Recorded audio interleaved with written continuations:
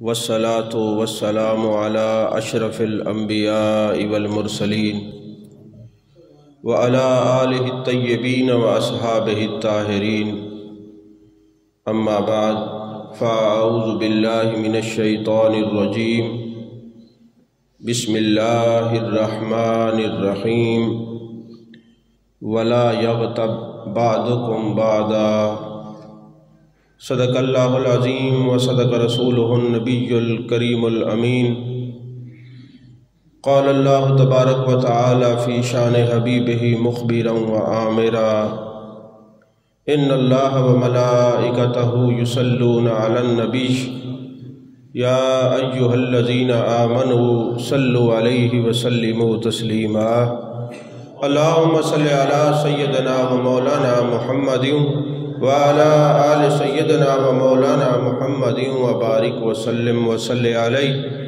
الصلاة والسلام عليك يا رسول الله الصلاة والسلام عليك يا حبيب الله الصلاة والسلام عليك يا نبي الله الصلاة والسلام عليك يا خير خلق الله۔ تمام تعریفیں اللہ تبارک و تعالیٰ کے لیے ہیں جو خالق کائنات بھی ہے، مالک شش جہات بھی، جو آد بھی ہے، سمد بھی ہے، جس کی شان لم یلد بھی ہے ولم یولد بھی۔ لا تعداد ہدیہ درود و سلام بارگاہ سید الانام شفیع رحمت والی امت شاہ خوباں جان جانا شہنشاہ حسینہ سید سروراں سیاہ لا مکاں تتیمہ دوراں سرخیل زہرہ جمالا رازدان ماؤہا شاہد ماتغا صاحب علم نشرہ معصوم آمنہ احمد مجتبہ حضرت محمد مصطفیٰ صلی اللہ علیہ وآلہ وصحبہ وبارک وسلم کی دربار ناز میں اپنی عقیدتوں، ارادتوں، محبتوں کا خراج پیش کرنے کے بعد اللہ جل مجدہ نے قرآن مجید برہان رشید میں ارشاد فرمایا، سورہ حجرات کے اندر یہ فرمان ربی موجود ہے، وَلَا يَغْتَبْ بَعْضُكُمْ بَعْضًا، ایک دوسرے کی غیبت نہ کیا کرو، ایک دوسرے کی غیبت نہ کیا کرو۔ أَيُحِبُّ أَحَدُكُمْ أَن يَأْكُلَ لَحْمَ أَخِيهِ مَيْتًا فَكَرِهْتُمُوهُ، کہ کیا تم میں سے کوئی یہ بات پسند کرتا ہے کہ اپنے مردار بھائی کا گوشت کھائے؟ یعنی قرآن پاک کی نص کے اندر یہ بات موجود ہے۔ سورہ حجرات میں اللہ نے ارشاد فرمایا، وَلَا يَغْتَبْ، اور نہ کیا کرو غیبت، بَعْضُكُمْ بَعْضًا، ایک دوسرے کی۔ اور کیا تم اس بات کو کراہت محسوس نہیں کرتے کہ تم کسی اپنے مردہ بھائی کا گوشت کھاؤ؟ وَاتَّقُوا اللَّهَ، اور اللہ سے ڈرو، ان اللہ تواب رحیم، بے شک اللہ توبہ قبول کرنے والا اور رحم کرنے والا ہے۔ نبی پاک صلی اللہ علیہ وسلم نے حضرت ابو ہریرہ رضی اللہ تعالیٰ عنہ سے ارشاد فرمایا کہ اے ابو ہریرہ، کیا تم اس بات کو چاہتے ہو کہ زمین آسمان میں مقبول ہو جاؤ؟ عرض کی یا رسول اللہ صلی اللہ علیہ وسلم، کون نہیں چاہتا کہ زمین آسمان میں مقبول ہو جائے؟ میرے آقا علیہ السلام نے فرمایا، جو چاہتا ہے کہ زمین آسمان میں میری مقبولیت بڑھ جائے وہ اپنی زبان کو بند رکھے، وہ کسی کے بارے میں گفتگو کیا ہی نہ کرے۔ اب دیکھیں نا، غیبت ہم نے لوگوں نے رواج بنا لیا ہے، جس کے پاس بیٹھے دوسروں کے شکوے کرنے شروع کر دیے۔ اور اللہ تعالیٰ نے قرآن پاک میں واضح حکم فرمایا، وَلَا يَغْتَبْ، غیبت نہیں کرنی، بَعْضُكُمْ بَعْضًا، ایک دوسرے کی غیبت نہ کرنا، کیونکہ غیبت کا اتنا بڑا گناہ ہے قرآن میں کہ جب کوئی بندہ غیبت کرتا ہے گویا اپنے کسی مرے ہوئے مسلمان بھائی کا گوشت کھاتا ہے۔ ہم نے تو یہ رواج بنایا، غیبت، چغلی، بہتان بازی عام ہو گئی۔ قرآن مجید برہان رشید کو اگر کوئی ترجمے کے ساتھ پڑھتا، قرآن پاک کے معانی اور اسرار و مفاہیم کو سمجھتا، تو اس کو پتہ چلا، یہ محسوس ہوتا کہ اللہ نے قرآن پاک میں کیا ارشاد فرمایا ہے۔ غیبت نہیں کرنی، اگر غیبت کرو گے تو گویا تم نے کسی مسلمان بھائی کا مردار کا گوشت کھایا ہے۔ یعنی مرے ہوئے بھائی کا، زندہ بھی نہیں مرے ہوئے کا گوشت کھایا ہے۔ اور میرے آقا علیہ السلام نے فرمایا لوگوں کے معاملات میں اپنی زبان کو تالا رکھو، کون کیا ہے تم سے نہیں پوچھا جائے گا، تم سے جو پوچھا جائے گا اس کی تیاری کرو۔ عزیزان محترم، میرے آقا کریم صلی اللہ علیہ وسلم نے ارشاد فرمایا جو روزے کی حالت میں لوگوں کی غیبت کرتا ہے اس کو روزہ رکھنا یا نہ رکھنا برابر ہے، گویا اس نے تو روزہ بھی رکھا ہے اور گوشت بھی کھاتا رہا ہے، اس کی مانند، اور وہ بھی مردار گوشت۔ میرے آقا کریم صلی اللہ علیہ وسلم کی بارگاہ میں جب یہ روزے کا حکم ہوا نا تو مسلمان روزہ رکھتے ہیں اور افطاری کے وقت آتے ہیں، یا رسول اللہ صلی اللہ علیہ وسلم میں نے روزہ رکھا تھا، میرے آقا فرماتے افطار کر لو۔ تو دو عورتوں کے بارے میں آپ کے پاس پیغام آیا، یا رسول اللہ صلی اللہ علیہ وسلم وہ دو عورتیں ان کی طبیعت روزے کی حالت میں خراب ہو گئی ہے۔ میرے آقا نے فرمایا یہ برات لے جاؤ، اس کو کہو اس کے اندر قے کر دے۔ جب انہوں نے وہ برات سامنے رکھی تو انہوں نے خون کی الٹی کر دی، اور میرے مصطفیٰ کریم صلی اللہ علیہ وسلم نے ارشاد فرمایا یہ روزے کی حالت میں غیبتیں کرتی رہی ہیں۔ اس حدیث پاک کو سامنے رکھتے ہوئے آپ غور فرمائیں، جو بندہ ڈرتا ہے کہ میں روزہ رکھ لوں تو پتہ نہیں میں روزہ برداشت بھی کر سکتا ہوں کہ نہیں کر سکتا، روزہ لگتا ہی اسی کو ہے جو روزہ رکھ کے غیبت کرتا ہے لوگوں کی۔ جو روزہ رکھ کے غیبت نہ کرے، درود و سلام پڑھتا رہے، نماز کی پابندی کرے، اللہ کو راضی رکھے، زبان کو تالا لگا کے رکھے۔ اللہ نے ایک زبان اور دو کان اسی لیے عطا فرمایا ہے کہ بولے کم سنے زیادہ۔ میرے آقا علیہ السلام نے فرمایا من سکت نجا، جو خاموش رہا، جس نے زبان کو تالا لگا لیا، لوگوں کے معاملات میں زبان بند کر لی، میرے مصطفیٰ کریم صلی اللہ علیہ وسلم نے ارشاد فرمایا وہ نجات پا گیا۔ اور نجات پانے کا ایک ہی راستہ ہے کہ اپنی زبان کو بند رکھے، کون کیا ہے تم سے نہیں پوچھا جائے گا۔ میرے آقا کریم صلی اللہ علیہ وسلم نے فرمایا لوگوں دین کا تمہیں حسن نہ بتا دوں کہ دین کا حسن کیا ہے؟ یا رسول اللہ صلی اللہ علیہ وسلم ارشاد فرمایا دین کا حسن یہ ہے لا یعنی باتوں کو چھوڑ دے جن سے تمہارا تعلق ہی نہیں ہے، اس کو ڈسکس بھی نہ کیا کرے، اس پر کلام بھی نہ کیا کرے، یہ دین کا حسن ہے۔ اس حدیث کو سامنے رکھتے ہوئے اگر کسی بندے کے پاس آپ بیٹھتے ہیں اور ان کے دین کا حسن دیکھنا چاہیں کہ اس کا دین کتنا حسین ہے، تو وہ جس کا زیادہ دین حسین ہوگا اتنا وہ لوگوں کے بارے میں گفتگو کرنے والا نہیں ہوگا، جب بھی بولے گا اس کی زبان اللہ کا ذکر کرے گی یا نبی کا ذکر کرنے والا۔ یہ دین کا حسن ہے، جن باتوں سے تعلق نہیں، اس کو جس باتوں سے کوئی لینا دینا نہیں، اس کو ذکر کرنا، اس کو ڈسکس کرنا، اس کو جناب والا مزاج بنا لینا، زبان پہ ہر وقت اس کو جاری رکھنا، یہ حسن دین والوں کا طریقہ نہیں۔ جن کا دین حسن ہوتا ہے، جن کا دین حسین ہوتا ہے، وہ لوگوں کے بارے میں گفتگو کرتے نہیں، وہ جب بھی بولتے ہیں اس کا ذکر بولتے ہیں، جب بھی بولتے ہیں نبی پر درود و سلام پڑھتے ہیں۔ عزیزان محترم، آج ہمارا یہ رواج ہے نا، کسی کا کان چھوٹا ہو تو کہتے وہ دیکھو جی وہ کوڑو آ گیا، کسی کے سر کے بالوں وہ گنجا آ گیا، یہ مزاج ہے نا۔ میرے آقا کریم صلی اللہ علیہ وسلم نے ارشاد فرمایا، جامع صغیر کی حدیث پاک ہے کہ جب کوئی بندہ کسی کا جو اصل نام ہے وہ چھوڑ کے خود اس کا نام رکھتا ہے، اس کے قد کی وجہ سے، اس کی شکل کی وجہ سے، اس کے لباس کی وجہ سے، اس کے مزاج کی وجہ سے، میرے آقا علیہ السلام نے فرمایا جو کسی کا نام رکھتا ہے اس کے اصل نام کے علاوہ زمین آسمان کے فرشتے اس پر لعنت بھیجتے ہیں۔ اب ہمیں تو شاید وہ دور نہیں رہا کہ ہم کسی کے پاس بیٹھے ہیں اور سمجھیں، یا ہمارا مزاج ہی نہیں رہا۔ ہمارا تو مزاج یہ ہے کہ خطبہ شروع ہونے والا ہوتا ہے، ہم جا کے مسجد میں جاتے ہیں کہ جی یہ کوئی گفتگو نہ سننی پڑے۔ حالانکہ میرے آقا نے فرمایا جو 1000 نفل پڑھے اس سے افضل ہے جو دین کا ایک مسئلہ سیکھے۔ الترغیب و الترہیب حدیث پاک کی کتاب ہے، امام منذری رحمۃ اللہ علیہ نے لکھی ہے۔ وہ فرماتے ہیں، حضرت ابو ہریرہ رضی اللہ تعالیٰ عنہ فرماتے ہیں کہ مجھے ایک لمحہ دین کی کوئی مجلس میسر ہو جائے تو میں سمجھتا ہوں کہ لیلۃ القدر سے زیادہ میں نے ثواب پا لیا۔ اگر کوئی بندہ اس نیت سے بھی ہر جمعے کو آتا ہے، اور الحمدللہ ہر جمعے کو ہم نئی گفتگو کرتے ہیں، لوگوں کو نیا مزاج دیا ہے، یہ نئی تعلیم دی ہے، مسائل بھی ہوتے ہیں، فضائل بھی ہوتے ہیں، اور قرآن کا درس بھی ہوتا ہے، حدیث کا درس بھی ہوتا ہے۔ اب یہ میں نے قرآن پاک کی آیت پڑھ کے یہ قرآن کلام شروع کیا ہے نا، سورہ حجرات کی آیت آپ کے سامنے رکھ کے بتایا، غیبت نہیں کرنی۔ عزیزان محترم، میرے آقا کریم صلی اللہ علیہ وسلم نے فرمایا جب قیامت کا دن ہوگا کنز المال شریف کی حدیث پاک ہے، قیامت کا دن ہوگا، بندے کے سامنے نام اعمال رکھا جائے گا، اب وہ نام اعمال پڑھے گا، اس میں نماز کی نیکی، روزے کی نیکی، زکوٰۃ کی نیکی، حج کی نیکی، مختلف نیکیاں ہوں گی۔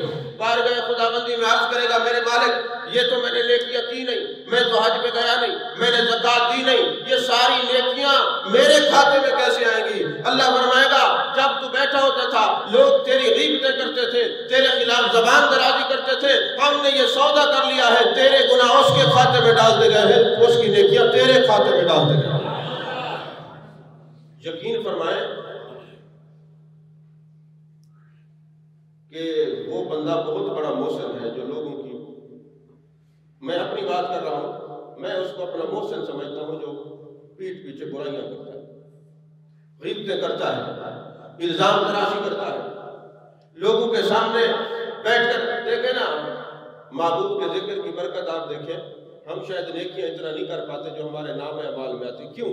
ہم محبوب کا ذکر کرتے ہیں، لوگ غیبت کر کے اپنی نیکیاں ہمیں دیتے ہیں اور ہمارے گناہ اپنے کھاتے میں ڈالتے ہیں۔ خدا کی قسم ہمارے بہت بڑے محسن ہیں، میں اپنے محسنوں کی بڑے دل سے قدر کرتا ہوں، کیونکہ میں حنفی ہوں، میں قادری ہوں، میں نظامی ہوں، میں چشتی ہوں، میں صابری ہوں، میں نے ایک نہیں کئی بزرگوں کی واقعات پڑھے ہیں۔ امام اعظم ابو حنیفہ کا بھی یہ واقعہ ہے، حضرت نظام الدین اولیاء رحمت اللہ علیہ کا بھی یہی واقعہ ہے، حضرت خواجہ حسن بصری رحمت اللہ علیہ کا بھی یہی واقعہ ہے۔ طائف مختلف ہیں، تینوں بزرگوں کے واقعات کو ملا کر عرض کر رہا ہوں۔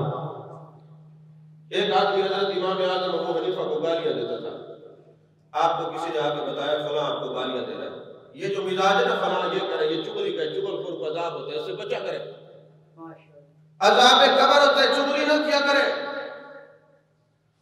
چغل خور اور پیشاب کے چھینٹوں میں مبتلا رہنے والے کو یہ بخاری میں حدیث ہے کہ سخت عذاب ہوگا، اس پر آگ مسلط کی جائے گی، اس پر سام مسلط کیے جائیں گے، چغل خور۔ اور میرے آقا نے فرمایا چغل خور کا نسب ٹھیک نہیں ہوتا، اس کی اصل میں خطا ہوتی ہے۔ النمام والد الزنا، اس کا نسب ٹھیک نہیں ہوتا چغل خور کا، جو ادھر کی بات ادھر لگا، ذہن نشین ہے۔ تو حضرت امام اعظم کو بندہ گالیاں دیتا تھا، آپ کبھی اس کو پوشاک بھیج دیتے، کبھی جناب کپڑے بھیج دیتے، کبھی خوشبوئیں بھیج دیتے، حسن بصری کو گالیاں دیتا تھا، کھجوریں بھیج دیتے، نظام الدین اولیاء کو گالیاں دیتا تھا، برا بھلا کہتا تھا، آپ مختلف تحائف بھیج دیتے۔ یہ تینوں بزرگوں کے واقعات میری نظر میں ہے، میں نے پڑھا ہے۔ تو ایک دن ایسا ہوا کہ انہوں نے جو غیبتیں کرتے تھے، گالیاں دیتے تھے، انہوں نے گالیاں دینا بند کر دی، انہوں نے تحفے دینے بند کر دیا۔ جب تحفے دینے بند کیے، اب خواجہ حسن بصری کون ہے؟ حضرت مولا علی کے مرید ہے۔ امام اعظم ابو حنیفہ کو کون نہیں جانتا؟ حضرت نظام الدین اولیاء رحمت اللہ علیہ کو کون نہیں جانتا؟ کتنے اپنے اپنے مقام پر اپنی اپنی کلاسز کے کتنے بڑے امام ہیں یہ سارے۔ انہوں نے لوگوں نے پوچھا حضور جب آپ کو گالیاں دیتے تھے، برا بھلا کہتے تھے، اس وقت تو تحائف آتے تھے، ہم نے یہ گالیاں دینی بند کر دی، آپ نے تحائف دینے بند کر دی، فرمایا تم میرے محسن ہو، آج کے اس کھوٹے دور میں کوئی کسی کو کچھ نہیں دیتا، تم میرے گناہ اپنے کھاتے میں ڈالتے تھے، اپنی نیکیاں میرے کھاتے میں ڈالتے تھے، اس لیے ہم تمہیں انعام دیتے تھے۔ جب تم نے کچھ نہیں دیا، ہم تمہیں کیسے گفٹ دیں، تمہیں تحفہ کیسے دیں؟ محسن ہوتے ہیں یہ لوگ، ان کی قدر کیا کریں، ان کو گالیاں نہ دیا کرے، جواب میں برا بھلا نہ کہا کرے۔ ہاں علماء کا منصب ہے یہ لوگوں کو بتائے کہ جو غیبت کرتے ہیں اس کا یہ حال ہے۔ قرآن میں اللہ نے فرمایا وَلَا يَغْتَبْ بَعْضُكُمْ بَعْضًا، نہ کیا کرو ایک دوسرے کی غیبت۔ أَيُحِبُّ أَحَدُكُمْ، کون ہے تم میں سے جو اس بات کو پسند کرے، أَن يَأْكُلَ لَحْمَ أَخِيهِ، اپنے بھائی کا گوشت کا، وہ بھی میتا مردہ گوشت، فَكَرِهْتُمُوهُ، تمہیں کراہت نہیں ہوتی اس بات کی؟ آپ کے سامنے کوئی مرا ہوا گوشت رکھ دیں، مرا ہوا جانور کھائیں گے آپ؟ تو پھر غیبت کی صورت میں تو کھا لیتے ہیں، یہ تو قرآن کی نص ہے۔ ہماری اس امت کی علماء میں ایک بحث یہ بھی ہے کہ جو غیبت کرتا ہے جب تک وہ توبہ نہ کرے اس میں نماز روزہ نہیں ہوتا، روزہ ٹوٹ جاتا ہے، بعض کی بات ہے، لیکن ہمارے آداب کے نزدیک ایسا نہیں ہے، مکروہ ہو جاتا ہے، ٹوٹتا نہیں ہے، لیکن خیال تو کرنا چاہیے نا۔ تو میرے آقا علیہ السلام نے فرمایا وہ کہے گا میں نے نیکیاں نہیں کی، لیکن میرے نام اعمال میں کیسے آ کرتا تھا، چغلی کرتا تھا، تیرے بارے میں بد کلامی کرتا تھا، بد زبانی کرتا تھا، تو اس کی جو نیکیاں تھی تیرے کھاتے میں ڈال دے. اور میرے آقا علیہ السلام نے فرمایا خدا نصیب کچھ لوگ ایسے بھی ہوں گے جو نمازیں پڑھیں گے، روزے رکھیں گے، زکاتیں دیں گے، حج ادا کریں گے، لیکن جب ان کا نام اعمال ہوگا تو وہاں کوئی نیکی نہیں ہوگی. سارے عیبوں سے وہ اعمال نامہ بھرا ہوگا، گناہوں سے اس کا پرچہ سارا بھرا ہوگا. وہ خداوندی بارگاہ خداوندی میں عرض کرے گا میرے مالک میں نے نیکیاں کی، میں نے نمازیں پڑھی، روزے رکھے، زکات دی، حج ادا کیے، میرے تو نام اعمال میں کچھ بھی نہیں ہے. اللہ فرمائے گا جو تو لوگوں کی غیبتیں کرتا تھا ہم نے تیری ساری نیکیاں ان کے کھاتے میں ڈال دی، ان کے گناہ تیرے کھاتے میں ڈال دی. جہاں آپ کو یہ بات قرآن و حدیث کی سمجھ آ گئی ہے کہ غیبت نہیں کرنی چاہیے، وہاں یہ سمجھ لیں کہ غیبت کی تعریف کیا ہے، غیبت کہتے کس کو ہے. بعض صورتوں میں غیبت جائز بھی ہے. ایک ہوتی ہے غیبت برائے تنقید، ایک ہوتی ہے غیبت برائے اصلاح. غیبت برائے تنقید حرام ہے، غیبت برائے اصلاح جائز ہے. اچھا، غیبت کی تعریف یہ ہے کہ جس بندے کے اندر عیب ہو اور آپ لوگوں کو بیان کریں کہ فلاں عیب ہے، یہ غیبت ہے. اور اگر عیب نہ ہو بیان کرے تو یہ بہتان ہے. اور بہتان کی قرآن نے سزا کیا بتائی ہے؟ جب تک اس کو 80 کوڑے نہیں مارے جائیں گے اس کی توبہ قبول نہیں ہوگی. توجہ ہے شاہ صاحب؟ 80 کوڑے بالخصوص جو پاک باز عورتوں پر الزامات لگاتے ہیں. ہمارے تو لوگ بیٹھ جاتے ہیں چوک میں فلاں عورت ایسی، فلاں ایسی، فلاں ایسی. یہ نہیں پتا کہ ہم تو اپنی آخرت برباد کر رہے ہیں. جس کو آپ نے آنکھوں سے نہیں دیکھا، اگر دیکھا بھی ہے تو پردہ رکھے. پردہ رکھنے کی ایک اور حیثیت ہے جو لوگوں پر عورتوں پر بالخصوص اور الزام لگاتے ہیں. میرے آقا علیہ السلام کے غلاموں سن لو، اللہ نے قرآن مجید میں فرمایا ہے، سورہ نور کے اندر بھی اور مختلف صورتوں کے اندر یہ بات موجود ہے، سزائیں مقرر کی ہیں، حدود و قیود مقرر کی ہیں. قرآن میں یہ سزا موجود ہے جو عورتوں پر بہتان لگائے، اس کے کردار کشی کرے اور کہے اس کا کردار اچھا نہیں، اس وقت تک وہ مرے گا نہیں جب تک اس کو 80 کوڑے نہ لگائے جائیں. اب اسلامی سزائیں تو ہے نہیں، تو جب سزائیں نہیں ہوگی تو طیب نہیں ہوگا. تو پتہ چلا خاتمہ اس کا اچھا نہیں ہوتا جو لوگوں پر بہتان لگاتا، خصوصاً پاک باز عورتوں پر. امام مالک رحمۃ اللہ علیہ کے زمانے کی بات ہے، ایک عورت دوسری عورت کو غسل دے رہی تھی، مری ہوئی کو غسل دیتے دیتے. اب لوگوں کی عادت ہوتی ہے نا، لوگوں کے عیب بیان کرتے ہیں. اسی لیے اللہ کے نبی نے فرمایا جب تمہارا ابا فوت ہو جائے تو بیٹے غسل دو تاکہ کوئی عیب ہو تو کسی کو نہ بتائے. ماں فوت ہو جائے تو بیٹیاں غسل دیں، بھائی فوت ہو جائے تو بھائی غسل دیں، تاکہ لوگوں کے سامنے عیب اور نقائص ظاہر نہ ہو. تو عورت غسل دے رہی تھی، اس کی زبان سے نکلا اس کا کردار اچھا نہیں. غسل دینے والی غسالہ نے کہا مرنے والی کا کردار اچھا نہیں. دورہ امام مالک کا، مدینے کی سرزمین ہے، کہا اس کا کردار اچھا نہیں. ہاتھ اس کا چپک گیا. جب ہاتھ چپکا اب ہاتھ چھڑانے کی کوشش کی جا رہی ہے، ہاتھ چھوٹتا نہیں. بڑا مسئلہ ہوا. جو لوگ تھے وہاں انہوں نے کہا غسالہ کا ہاتھ کاٹ دو. غسالہ کے جو ورثاء تھے انہوں نے کہا نہیں، ہاتھ نہیں کاٹنا. کسی نے کہا اس کو ساتھ ہی دفنا دو. اب مختلف آراء ہونے لگی. لوگوں نے کہا تم پریشان کیوں ہوتے ہو؟ حضرت امام مالک رضی اللہ تعالیٰ عنہ کے پاس چلتے ہیں. حضرت امام مالک آئے اور فرمایا مجھے وہیں لے چلو. اس مردہ عورت پہ کپڑا ڈال دیا، دوسری عورتوں نے پردہ کر لیا. امام مالک نے کہا بی بی جب تو غسل دے رہی تھی تو نے اس کے بارے میں کوئی بات کی تھی؟ اس کو برا بھلا کہا تھا؟ اگر اس کے پیٹ پیچھے تم کرتی، کوئی اس پر الزام لگاتی تو یہ غیبت تھی. تو نے کوئی ایسی بات کیا جو بہتان ہو؟ ہاں جی میں غسل دے رہی تھی، میں نے کہا اس کا کردار اچھا نہیں تھا. آپ نے فرمایا تو اس کو جانتی؟ نہیں میں نے لوگوں سے سنا تھا. فرمایا تم نے بھگت لیا. یہ نیک اور صالح عورت تھی. اللہ نے یہ دکھایا جو نیکوں پر بہتان لگاتا ہے اس کا کیا حشر ہوتا ہے. فرمایا قرآن میں بہتان کی سزا 80 کوڑے ہیں، اس غسالہ کو 80 کوڑے مارے جائیں. امام مالک نے وہ حد مقرر کر دی. اب کوڑے لگنے شروع ہو گئے، 1 2 3 4 80 کوڑے لگے. تب جا کے اس کا ہاتھ چھوٹا. مدینے میں یہ بات مشہور ہو گئی، لوگوں بہتان نہ لگانا، یہ تو عذاب اللہ نے دکھا دیا ہے جو نہیں نظر آتا، پتہ نہیں وہ کتنا بڑا عذاب. اس غیبت سے، چغلی سے بچنا چاہیے. یہ انسان کو عذاب قبر میں مبتلا کر دیتی ہے. کسی کی بات کسی کو نہیں لگانی چاہیے. یہ اخلاقیات کے بھی خلاف ہے، قرآنیات کے بھی خلاف ہے، ایمانیات کے بھی خلاف ہے، عرفانیات کے بھی خلاف ہے. کسی حد تک یہ بات اچھی نہیں ہے. عزیزان محترم، میرے آقا علیہ السلام نے فرمایا چغل خور جنت میں نہیں جائے گا. سن لو، چغل خور جنت میں نہیں جائے گا، اور اس پر دنیا کی آگ سے زیادہ خطرناک آگ، قبر کی آگ مسلط کر دی جائے گی. اور میرے آقا علیہ السلام نے فرمایا جس آدمی نے لوگوں کے درمیان دشمنی ڈالی اور ان کے گھروں کو برباد کیا وہ جہنم میں جائے گا، اور جس نے لوگوں کی صلح کروائی وہ زمین پہ بیٹھا ہوگا، اس کی صلح کا جو جشن عرش پہ منایا جائے گا، اللہ فرمائے گا فرشتوں دیکھ لو یہ جنت ہے، یہ دو مسلمانوں میں صلح کروا رہا. اچھا دیکھیں نا، کچھ لوگوں کی عادت ہوتی ہے وہ لڑائی کرواتے ہیں. لڑائی کروانا ایک عادت ہے تو صلح کروانا بھی تو ایک عادت ہے. لڑائی کو چھوڑ کے صلح والی عادت ڈال دیں، لوگوں کو ملانا شروع کر دیں، جدائیاں ختم کر دیں. اللہ تبارک و تعالیٰ کی ہر معاملے میں حکمتیں ہیں. حضرت عیسیٰ علیہ السلام بیٹھے ہوئے تھے کہیں نہر کے کنارے، تو ایک نابینا بچہ بیٹھا ہوا تھا. علماء سے تو حضرت موسیٰ علیہ السلام کے بارے میں سنتے تھے، لیکن جب پڑھا تو یہ واقعہ حضرت عیسیٰ علیہ السلام کا ہے. اور ابن جوزی نے اس کو بحر الدموع کے اندر یہ نقل فرمایا، عربی کی کتاب ہے بحر الدموع ابن جوزی کی. عیسیٰ علیہ السلام بیٹھے ہوئے تھے، دیکھ رہے ہیں کہ ایک نابینا بچہ دریا کے کنارے بیٹھا ہوا ہے اور جو بھی آتا ہے اس کو چھیڑ کے چلا جاتا ہے. حضرت عیسیٰ علیہ السلام نے دعا کی میرے مالک نے اس کی آنکھیں لوٹا دے. اللہ نے فرمایا میرے پیارے عیسیٰ روح اللہ، میری جو حکمت ہے میں بہتر جانتا ہوں.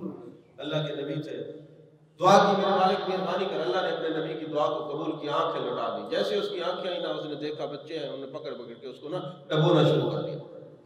2-4 بچوں کو ڈبو دیا. حضرت عیسیٰ علیہ السلام نے اللہ کی بارگاہ میں عرض کی میرے مالک یہ تو نبی نہیں تو ٹھیک تھا. اللہ نے فرمایا تو میری حکمتوں کو جانتا ہے، جس کو میں جہاں رکھوں جس حال میں رکھوں یہ میری قدرت جانتی ہے. حضرت عیسیٰ علیہ السلام سجدے میں گر گئے. فرمایا میرے مالک آج کے بعد تیری حکمتوں پر میں کسی کے لیے دعا کے لیے نہیں کہوں گا، تو جانے اور تیری مخلوق جانے. یہ تو مخلوق کا اپنا معاملہ ہے.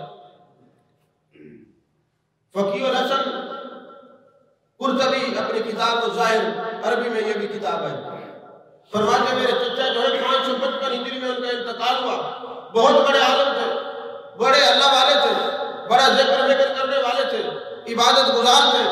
جب وہ فوت ہو گئے تو کچھ عرصے کے بعد میں نے ان سے پوچھا، خواب کے اندر زیارت ہوئی، حضور کیا معاملہ ہوا؟ فرمایا بس میرے اندر اچھائیاں تھیں، بیٹھے بیٹھے لوگوں کی غیبتیں کرتا رہتا تھا، فلاں ایسا فلاں ایسا. اللہ تبارک و تعالیٰ آج تک مجھ سے ناراض ہے. یہ میرے چہرے کا رنگ دیکھا بدلا ہوا ہے. مجھے قبر میں اتنی زیادہ سزا کسی اور چیز کی نہیں ملی جتنا غیبت کرنے کی مل رہی ہے. ہمیں یہ سوچنا چاہیے. غیبت اس عیب کو کہتے ہیں جو بندے کے اندر ہو اور بیان کیا جائے، اور ادھر کی ادھر بات کو چغلی کہتے ہیں. اور بہتان کہتے ہیں جو عیب نہ ہو وہ لگا دیا جائے، اس کو بہتان کہتے ہیں. اور کچھ غیبتیں جائز بھی ہیں. مثلا اگر کوئی بد مذہب ہے اس کے پاس بیٹھنے سے عقیدہ برباد ہوتا ہے تو پھر علماء کا فرض ہے بتائے، یہ الٹا ثواب ہے. اگر کوئی جیب کترا ہے، کوئی چور ہے، ڈاکو ہے، سود خور ہے، پیسے لے کے کھا جاتا ہے، تو پھر لوگوں کو بتانا چاہیے کہ یہ ایسا ایسے بچے، یہ الٹا ثواب ہے. یہ غیبت برائے اصلاح ہے، غیبت برائے تنقید نہیں. غیبت برائے تنقید وہ ہے کہ جو صرف آپ اپنی زبان کی لذت کو حاصل کرنے کے لیے لوگوں پر ویسے ہی کھینچا اچھالتے رہے، یہ حرام ہے. لیکن کچھ غیبتیں جائز ہیں، اس کی صورت یہی ہے. اور ابو اللیث سمرقندی رحمۃ اللہ علیہ فرماتے ہیں کہ غیبت جو ہے وہ 100 بار زنا کرنے سے بھی بدتر گناہ ہے. جس نے اس امت میں رہ کر 100 بار زنا کیا ہو وہ 100 بار زنا کرنے کا گناہ ایک طرف ہے اور غیبت کرنے کا گناہ ایک طرف ہے. اور میرے آقا کریم صلی اللہ علیہ وسلم نے فرمایا غیبت ایک ایسا گناہ ہے اللہ تبارک و تعالیٰ اس کو دنیا میں بھی سزا دیتا ہے. یا رسول اللہ صلی اللہ علیہ وسلم دنیا میں کیا سزا ہے؟ فرمایا اس کے اپنے گھر والے اس کی بےعزتی کرتے ہیں، یار یہ بندہ ہی گندا ہے، چغل خور ہے. اس کے جہاں بھی کوئی بات کرتے اس کے عیبوں کو ظاہر کر دیتا ہے. وہ اپنے گھر میں اللہ اس کو ذلیل اور رسوا کر دیتا ہے. اس کی بچے اس کی عزت نہیں کرتے، اس کی گھر والی عزت نہیں کرتی، اس کے عزیز و اقربا عزت نہیں کرتے. یار یہ بندہ ہی گندا ہے. میرے آقا نے فرمایا اللہ اس کو دنیا میں اپنے گھر میں بھی ذلیل کر دیتا ہے. غیبت کی سزا دنیا میں بھی ملتی ہے. ہمارے معاشرے میں ارتکاب نظر دوڑائیں کتنے ایسے لوگ ہیں، کیونکہ ہم تو ہر وقت لوگوں سے ملتے رہتے ہیں. کئی بچے آتے اپنے باپ کے بارے میں ایسی باتیں کر دیتے ہیں، کئی ایسے آتے مختلف. اگرچہ والدین کے بارے میں گناہ ہے ایسی کلام کرنا، والدین کا ایک اپنا مقام ہے، لیکن پھر بھی چونکہ محبوب کا فرمان ہے جو غیبت کرنے والا ہوگا اللہ اس کو اپنے گھر میں ہی ذلیل کر دے گا، اس لیے غیبت سے بچنا چاہیے۔ اور میرے آقا کریم صلی اللہ علیہ وسلم نے یہ ارشاد فرمایا، ابو الليث سمرقندی نے طویل الغافلین کے اندر یہ حدیث لکھی ہے، حوالے بھی دے دو، بعد میں لوگ ڈھونڈتے ہیں پوچھتے رہتے ہیں۔ میرے آقا علیہ السلام نے فرمایا بالخصوص جو علماء پر زبان درازی کرے گا، علماء کے خلاف بولے گا، ان کو برا بھلا کہے گا، جب وہ مرے گا خاتمہ بھی درست نہیں ہوگا، قیامت والے دن اس کے چہرے پہ لکھا ہوگا یہ اللہ کی رحمت سے مایوس شخص ہے، اللہ کی رحمت سے مایوس شخص ہے۔ عزیزان محترم، جس محفل میں غیبت ہو رہی ہے وہاں بیٹھنا مناسب نہیں ہے، چھوڑ کے چلا جانا چاہیے۔ ہمارے اکابرین اور بزرگوں کا طریقہ کار یہی ہے۔ میرے آقا کریم صلی اللہ علیہ وسلم کے غلاموں حضرت ابراہیم بن آدم رحمۃ اللہ علیہ ایک مجلس میں تشریف لے گئے۔ اب مجلس کا کہیں کوئی اکل خانی ہو، کوئی دعوت ہو، کوئی ولیمہ ہو تو آپ دیکھتے ہیں لوگ دیر سویر ہو جاتی ہے نا، تو حضرت ابراہیم بن آدم تشریف لے گئے تو کھانے کو ذرا دیر تھی۔ ایک بھائی نے دوسرے سے پوچھا یار فلاں شخص ابھی تک نہیں آیا، تو اس نے کہا موٹا ہے نا، سستی ہے، ذرا سستی کر کے آ جائے گا۔ جیسے ہم نہیں کہتے یار فلانا بندہ موٹا ہے، کوئی اٹھتے ہی دیر لگتی ہے۔ تو حضرت ابراہیم بن آدم کے سامنے بھی ایسے ہی کہا، آپ نے فرمایا اللہ اکبر اللہ اکبر استغفر اللہ، اے میرے مالک میں توبہ کرتا ہوں، اگر مجھے پتا ہوتا اس مجلس میں غیبت ہو رہی ہے تیرا بندہ اس مجلس میں جاتا ہی نہ، اور اپنے پیٹ کے اوپر ہاتھ رکھ کے کہتے ہیں اے میرے پیٹ دیکھ لے میں تجھے بھرنے کے لیے آیا ہوں اور میں گناہ میں مرتکب ہو گیا، غیبت یہ کر رہے ہیں، اللہ مجھ پر بھی ناراض ہوگا، میں نہیں بیٹھتا اس مجلس میں جا رہا۔ حدیث پاک ہے ایک دن ام المومنین حضرت عائشہ صدیقہ رضی اللہ تعالیٰ عنہا نے پوچھا حضور غیبت کیا ہے؟ انہوں نے سوال ہی کیا تھا نا، ایک عورت آگے اس کا قد چھوٹا تھا، تو حضرت عائشہ عرض کرنے لگی حضور یہ چھوٹے قد والی آ رہے، فرمایا یہ بھی غیبت ہے، اللہ کے حضور توبہ کریں۔ یعنی آپ کے سامنے میں نے یہ جو غیبت کا مفہوم رکھا ہے ذرا آنکھیں بند کر کے اپنے دل میں جھانکنا ضرور ہے، اس تقریر کو قانون کا جسہ سمجھ کے پھینک نہیں دینا۔ قرآن کا جو حکم آپ کے سامنے رکھا، احادیث مبارکہ، اکثر حدیث پاک جو ہے وہ ابو داؤد شریف کی میں نے آپ کے سامنے پڑھی ہے، کنز المال کی حدیث پاک ہے، ان کو سامنے نظر میں رکھنا ہے کہ غیبت کتنا بڑا گناہ ہے اور ہم کتنے اپنے اعمال برباد کر رہے ہیں۔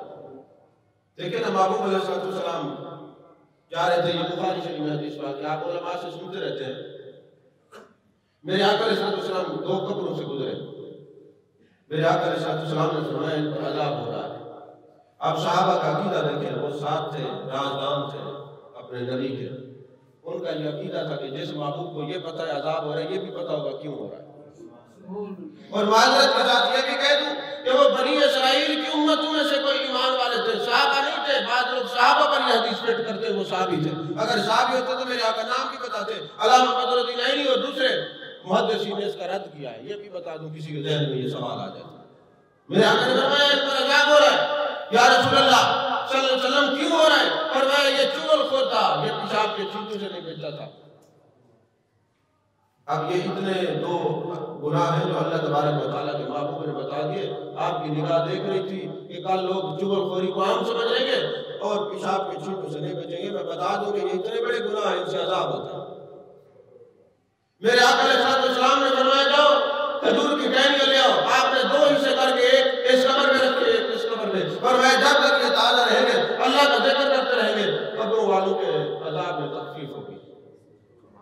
یہاں میں جو آپ کی توجہ دلانا چاہتا ہوں، ایک نکتہ بیان کرنا چاہتا ہوں، وہ یہ ہے کہ چھڑیاں سبز رہیں گی اور یہ اللہ کا ذکر کریں گی اور عذاب قبر میں تخفیف ہوگی۔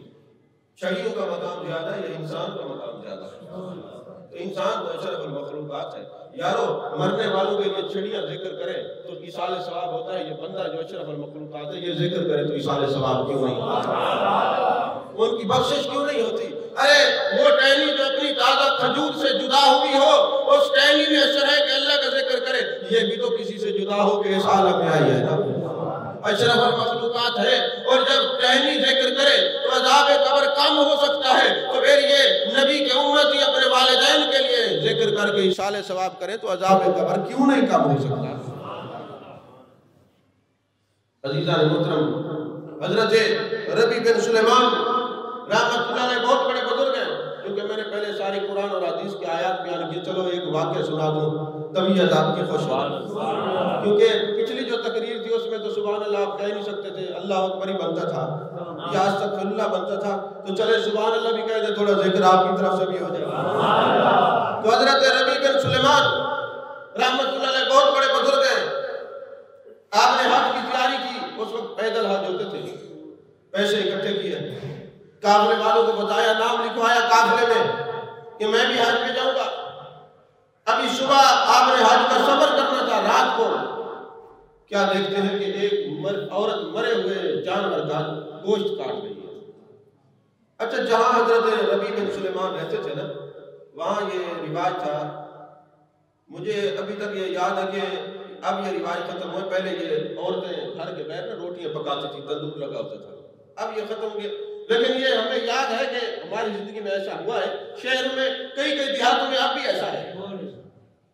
تو وہ عورت جو ہے، آپ نے سمجھا کہ تندور والی نہ ہو کہ امت محمد یہ کوئی مرا ہوا جانور کھلا دے، گوشت کھلا دے، اگرچہ کسی کی چو میں رہنا منع ہے، لیکن چونکہ یہ بھی ایک پہلو تھا کہ کہیں مسلمانوں کو یہ مرا ہوا گوشت یہ جانور نہ کھلا دے، آپ نے غیبت برائے اسلام کے لیے توجہ کی اور اس کے گھر میں چلے گئے، دروازے میں کھڑے ہو گئے، تو وہ عورت جو تھی جو گوشت کاٹ کے لائی تھی، اس نے کہا میری بیٹیوں، میرے نبی نے اضطراری حالت کو بیان کیا ہے، اللہ نے قرآن میں حالت اضطرار کو بیان کیا ہے کہ اگر جان کا خطرہ ہو تو جو چیز حرام ہے وہ حلال ہو جاتی ہے، بشرطے کہ پیٹ بھر کے نہ کھائی جائے، جان بچانے کے لیے ہو، یہ بھی مسئلہ یاد رکھیں۔ تو لہذا بیٹیوں یہ کھا لو، ہم سید ہیں، آل رسول ہیں، محبوب کی اولاد ہیں، ہم کسی غیر کے دروازے پہ جاتے نہیں، آپ اضطراری حالت اور اضطراری کیفیت کو اپنا لو، ہم کسی سے سوال نہیں کرتے۔ حضرت ربی بن سلیمان نے جب یہ بات سنی تڑپ گئے، فرمایا میرے حج کرنے کا کیا فائدہ، میرے شہر میں نبی کی اولاد بھوکی بیٹھی ہو، آل رسول بیٹھے ہوں اور وہ بھی بھوکے ہوں، وہ بھی بچیاں ہوں، میرے حج میں جانے کا کوئی فائدہ نہیں۔ گھر گئے، جو پوٹلی بنائی بی نے کہا او سائل، سوال کرنے والے، ہمارے دروازے پہ آنے والے، ہم تو خود حالت اضطرار میں ہیں، ہم تجھے کیا دے سکتے ہیں؟ آپ نے فرمایا بی بی میں کچھ دینے کے لیے آیا ہوں، کچھ لینے کے لیے نہیں آیا، میں سوالی بن کے نہیں آیا، سائل بن کے نہیں آیا۔ آپ دروازہ کھولیں، وہ بی بی پردے کی حالت میں آتی ہے، دروازہ کھولتی ہے، آپ نے وہ پیسوں والی پوٹلی وہ تھیلی اس کو دے دی اور فرمایا میرے لیے دعا ضرور کرنا۔ اب جب پیسے ان کے پاس گئے، انہوں نے اپنی ضرورت کی چیزیں خریدی، وہ بچیوں نے کھانا سامنے رکھا، بچیاں یتیم بھی ہیں اور بغداد بھی رہنے والی ہیں اور پھر میرے آقا علیہ السلام کی اولاد ہے، سادات میں سے ہے۔ بچیوں نے گنبد خضرا کے مکی کی طرف منہ کر کے کہا نانا ہم اس وقت تک کھانا نہیں کھائیں گے جب تک ربی بن سلیمان سے آپ راضی نہیں ہو جائیں، سلیمان سے جب تک راضی نہیں ہو جائیں گے۔ کہتے ہیں حضرت ربی بن سلیمان اب صبح کا منظر کچھ عجیب تھا، جو لوگ حج پہ جانے والے میرے ساتھ جانے والے اکٹھے ہوئے، میں نے کہا میں نہیں جا سکتا، کسی نے کہا ہمیں پتا تھا یہ ہے فرانی، کسی نے کہا ایسے دھوکہ دیا ہوا ہے، کسی نے کہا ایسے نام لکھوا دیا، یہ زبان تو کوئی نہیں پکڑ سکتا نا، باتیں کرنے والوں کو تو روک تو کوئی نہیں، ہماری تو زبانوں کا چسکا ہی ذائقہ ہی بدل گیا ہے، جب تک نہ کرے، بہتان بازی نہ کرے، الزام تراشی نہ کرے، روٹی ہضم نہیں ہوتی، یہ تو قبر میں جائیں گے تو خبر ہوگی کہ جو کچھ کرتے رہتے نام اعمال ضائع کرتے ہیں۔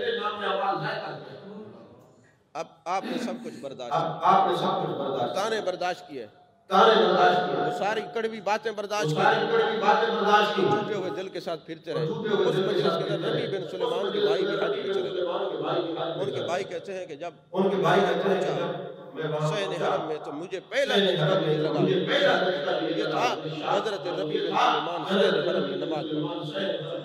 میں نے کہا ربی بتایا ہی نہیں، آ گیا، آپ اکیلا آنا تھا تو ہمارے ساتھ بھائی مل کے آتے۔ ربی بن سلیمان بولتا نہیں، مینا میں گئے، وہاں دیکھا، عرفات میں گئے، وہاں دیکھا، مزدلفہ میں گئے، وہاں دیکھا، جمرات کے پاس گئے، وہاں دیکھا، قربان گاہ میں گئے، وہاں دیکھا، حتیٰ کہ مدینے گئے تو امام الانبیاء کی بارگاہ میں بھی دیکھا۔